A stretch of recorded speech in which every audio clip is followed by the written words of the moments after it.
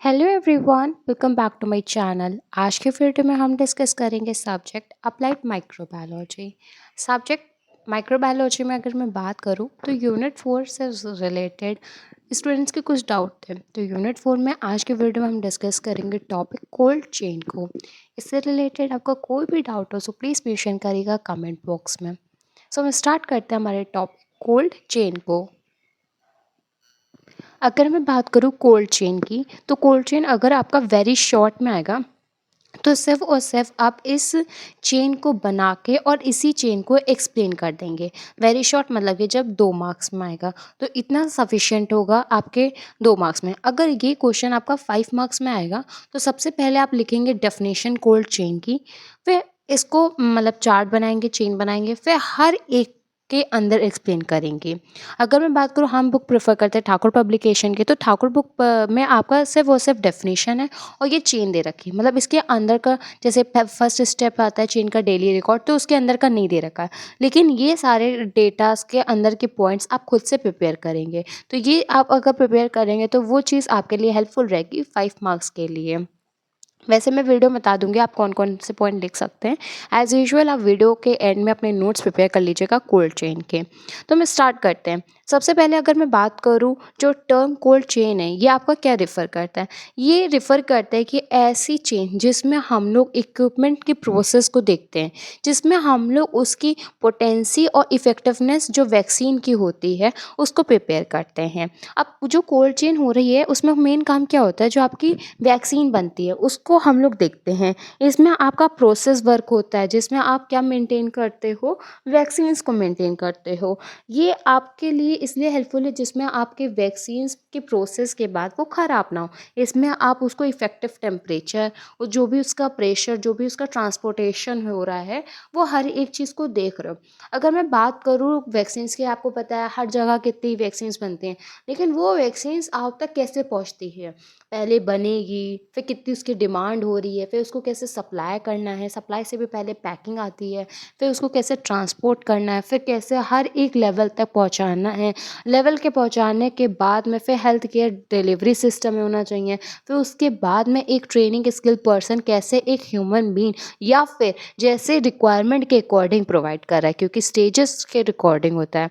तो ये क्या है? एक इंट्रोडक्शन है जो आपने पढ़ा एक कोल्ड चेन के लिए। लेकिन जब हम लोग कोल्ड चेन वैक्सीन्स की अगर मैं बात करूँ प्रॉपर वे में, तो इसमें हम लोग देखते हैं कैसे आप वैक्सीन का स्टोरेज और कैसे आप उसका ट्रांसपोर्टेशन करेंगे। इसकी पूरी एक चेन होती है, इसीलिए इसको नाम दिया गया है कोल्ड चेन। आपकी शुरू होती है डेली रिकॉर्ड से और ख़त्म होती है वैक्सीनेशन से। अभी हम इसको आगे फर्दर डिस्कस करेंगे। पहले हम डिस्कस करते हैं हमारे डेफिनेशन और हमारे हेडिंग्स, या फिर आप कह सकते हैं हमारे मेन इंट्रोडक्शन पार्ट को। तो कोल्ड चेन आपको रेफर पता चल गया क्या होता है, और इसमें हम लोग मेंटेन क्या करते हैं? पोटेंसी और इफेक्टिवनेस किसकी? वैक्सीन की। इसमें हम लोग हर एक चीज़ को मेंटेन रखते हैं, जैसे कि टेम्परेचर मेंटेन रखेंगे ड्यूरिंग ट्रांसपोर्टेशन, डिस्ट्रीब्यूशन अच्छे से करेंगे, स्टोरेज देखेंगे। स्टोरेज टाइम इसलिए इम्पोर्टेंट होता है, कभी कभी क्या होता है वैक्सीन्स में हज़ार्ड्स होने के चांसेस बहुत ज़्यादा हो जाते हैं। आप इसको तब कोल्ड चेन शुरू होता है जब मैन्युफैक्चर स्टार्ट होता है एक वैक्सीन का। उसके बाद में जब तक वो वैक्सीन एक एडमिनिस्टर नहीं हो जाएगी चाइल्ड में, मदर में, या फिर एक पर्सन में, तब तक आपका जो प्रोसेस चलेगा, जो चेन चलेगी, उस चेन पे ही आपका हो गया कोल्ड चेन है। कोल्ड चेन की जो सीरीज़ होती है वो एक ट्रांसपोर्ट लिंक की होती है, जिसमें आपके एडिक्वेट रेफ्रिजरेटर होते हैं जो मेंटेन करते हैं वैक्सीन की पोटेंसी। अब वैक्सीन्स भी आप जानते हो टेम्परेचर मेंटेनेंस कितना इंपॉर्टेंट है। जो कोल्ड चेन है वो आपके लिए इसलिए इम्पॉर्टेंट है जिससे ह्यूमनाइजेशन वैक्सीन जो हीट सेंसिटिव होती हैं वो हाई एक्सपोजर पे इरिवर्सिबल ना हो जाए। अगर इरिवर्सिबल हो जाएंगे तो आपके लिए वो हार्मफुल भी तो हो जाएंगे, इसीलिए कोल्ड चेन हमारे लिए इम्पॉर्टेंट है, जिससे हमको कोई प्रॉब्लम ना हो। जो फ्लू है वैक्सीन्स का, जैसे वो बन रही है, कैसे वो ट्रांसफ़र हो रही है, कैसे वो आ रही है, उन सब में हर एक चीज़ हम लोग एनालाइज करते हैं। किसके लिए? वैक्सीन के लिए। जैसे वैक्सीन में कोई भी चेंज चेंजेस ना करूँ। वैक्सीन को कोई भी प्रॉब्लम ना हो। वैक्सीन को कोई प्रॉब्लम ना होने का मतलब यही है कि उसकी रिएक्शन चेंज ना हो, इरिवर्सिबल ना हो जाए, कहीं वो हज़ार्ड्स प्रॉब्लम ना करे। क्योंकि अगर वैक्सीन में आज कोई एरर, तो यही वैक्सीन कल किस में जाएगी, एक पर्सन में एडमिनिस्टर होगी, फिर उस पर्सन में प्रॉब्लम करेगी। तो ये आपका कोल्ड चेन का इंट्रोडक्शन या डेफिनेशन पार्ट है। कोल्ड चेन के अगर मुझे इसका बेस्ट नोट्स मिलेगा तो मैं ज़रूर शेयर करूँगी टेलीग्राम पे, तो आप टेलीग्राम चैनल भी जॉइन कर लीजिएगा, वो आपके लिए बहुत ही यूज़फुल रहेगा। फिर हम बात करते हैं हमारी चेन की, जो सीरीज़ ऑफ चेन होती है, जो आपकी स्टार्ट होगी डेली रिकॉर्ड से और आपकी रहेगी लास्ट के स्टेज, जो कि होता है वैक्सीनेशन, जो कि आप किसको दोगे, मदर और चाइल्ड को दोगे। तो हम स्टार्ट करते हैं। सबसे पहले आएगा आपका डेली रिकॉर्ड। ये डेली रिकॉर्ड आपका कहाँ मेंटेन करा जाएगा, हर एक हेल्थ केयर वर्कर के द्वारा ये मेंटेन किया जाता है हेल्थ केयर डिलीवरी सिस्टम में। क्यों? अगर आप डेली रिकॉर्ड नहीं मेंटेन करोगे तो आपको कैसे पता चलेगा कि आपके हॉस्पिटल में टीबी वैक्सीन की ज़रूरत है, पोलियो वैक्सीन की ज़रूरत है, कि आपको टॉक्सॉइड चाहिए, कि आपको लाइव ज़्यादा चाहिए, कि आपको डेट ज़्यादा चाहिए। तो इन सब को लिए रिकॉर्ड करते हैं। रिकॉर्ड में आपके पास एक तो रिटन फॉर्म रहती है, हर एक चीज़ का आपका रिटन रहता है, आपका डेटा क्लेरिफाई रहता है, आपको कभी भी डेटे में कोई प्रॉब्लम नहीं होती है। इससे एरर कम होते हैं। एरर इसलिए कम होते हैं, फॉर एग्ज़ाम्पल हमने भी एक डेटा बना के रखा है, एक मेरी फ्रेंड ने डेटा बना के रखा है हॉस्पिटल में। उसके बाद में उसका और अगर मेरे डेटे में हम लोगों का दोनों पास करेंगे तो हो सकता है एरर हो। लेकिन अगर हम दोनों एक दूसरे को चेक करेंगे, कम्युनिकेशन करेंगे, तो वो एरर लॉस हो जाता है। तो ये सारे रिकॉर्ड हम लोग इसीलिए करते हैं और ये डेली बेसिस पे होता है।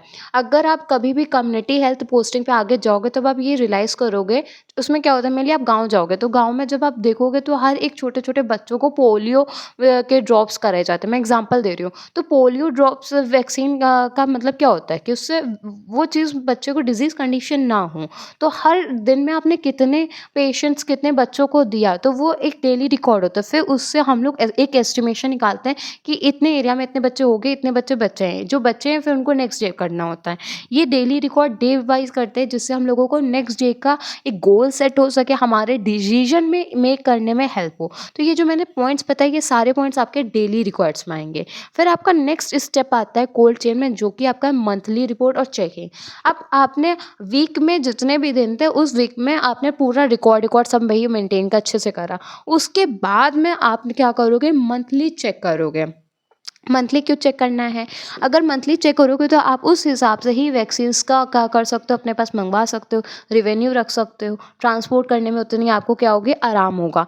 फिर आपका आता है third step, that is analysis. Analysis इसलिए करेंगे जिसमें आप देखोगे कि प्रिपरेशन है, जो भी प्रिपेयर्ड हो रहा है, जो भी ट्रीटमेंट के लिए फॉर्मेलिन से या फिर आपके कोई भी टॉक्साइड्स हैं, उस चीज़ को आप एनालाइज़ करोगे कि हाँ, ये हमारे लिए सही है कि नहीं है। क्योंकि देखिए लाइव वैक्सीन्स में आपके क्या होता है, लाइव ऑर्गेनिज्म होते हैं, है ना? आपके फिर आता है डेड, जिसमें आपके हीट रेजिस्टेंट ऑर्गेनिज्म होते हैं।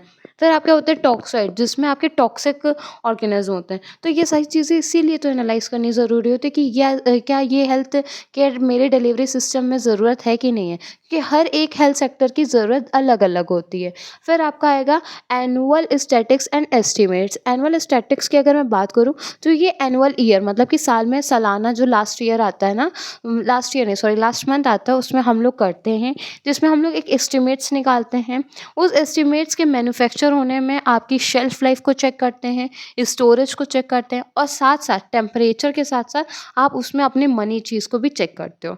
फिर रिक्वेस्ट फॉर सप्लाई, उसके बाद में इतना सारा तेरे झाम के बाद अब एट लास्ट आप रिक्वेस्ट करोगे कि अब हमें वैक्सीन्स की सप्लाई दे दीजिए। अब हमें रिक्वायर है किसके लिए, डिज़ीज़ को कंट्रोल करने के लिए, हेल्थ को प्रमोशन करने के लिए, डिज़ीज़ का प्रिवेंशन करने के लिए, अर्ली डायग्नोसिस करने के लिए। तो ये सारी चीज़ें पॉइंट्स किस में आएंगे, रिक्वेस्ट में। फिर आपका आएगा मैन्युफैक्चर। मैन्युफैक्चर में आपको नाम से क्लियर है कि जिसमें आपका क्या बनेगा, वैक्सीन्स बनेंगी। उसके बाद में उसका आप जब बन जाएगा तो आप उसकी पोटेंसी को मेंटेन करोगे, उसकी इफ़ेक्टिवनेस को मेंटेन करोगे, टेम्परेचर को मेंटेन करोगे, उसकी स्टोरेज, उसका ट्रांसपोर्ट, वो सब चीज़ देखोगे। और वो सब हो जाने के बाद ना आप उसको एयरपोर्ट करोगे, एयरपोर्ट से वो आपके सेंट्रल स्टोर जाएगा, सेंट्रल स्टोर से आपके डिस्ट्रिक्ट स्टोर जाता है, वहाँ से आपके जाता है हेल्थ सेंटर। हेल्थ सेंटर में जिस पर्सन को, जिस इन्फेंट में, जिस चाइल्ड में ज़रूरत होती है, जिसमें स्टेज ऑफ लाइफ में ज़रूरत होती है, वो वहाँ पे पहुँचाते हैं, फिर हेल्थ केयर वर्कर्स उनको वैक्सीन लगाते हैं। तो ये है आपका कोल्ड चेन जो स्टार्ट होगा डेली रिकॉर्ड से और एट लास्ट स्टेप इसका रहता है वैक्सीनेटर। बस इतना सा है। इसमें सिंपल सा अगर आपको ये सीरीज़ समझ में आ गई तो आप कोल्ड चेन लिख सकते हैं और मेरे अकॉर्डिंग कोल्ड चेन में ज़्यादा डाउट भी नहीं होना चाहिए, लेकिन जो डाउट था मेरे अकॉर्डिंग अब आपको क्लियर हो गया होगा।